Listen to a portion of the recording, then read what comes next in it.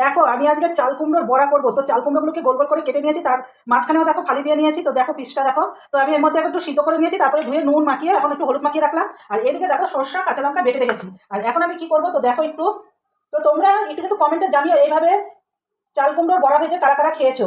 তো তাই দেখো, এই দেখো সরষা দিয়ে রাখছি, তারপরে যে উপর দিয়ে চাল কুমড়োটা দিয়ে দিলাম। তো দেখো এরকম ঠিক হবে। আমি কিন্তু পুরো চাল কুমড়োটা কাটিনি, দেখো হাফ করে কিন্তু হাফ রয়েছে, দেখতেই পাচ্ছ জয়েন্ট আছে।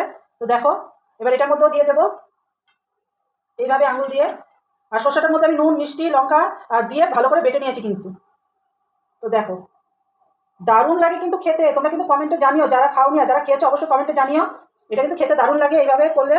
তো আমি এইভাবে প্রত্যেকটা করে নিই। চালকুমড়োটার মধ্যে সবকটার মধ্যে দেখো শসা কিন্তু ঢুকিয়ে দিয়েছি, শসা বাটা। তো দেখো আর এইভাবে, আর এদিকে বেসন নিয়ে নিয়েছি, তার মধ্যে একটু লঙ্কার গুঁড়ো দিয়ে দিলাম, হলুদ দিয়ে দেবো একটু কালার হওয়ার জন্য, আর নুন দিয়ে দিয়েছি। এখন ভালো করে ব্যাটার তৈরি করবো। তো দেখো বেসনের ব্যাটার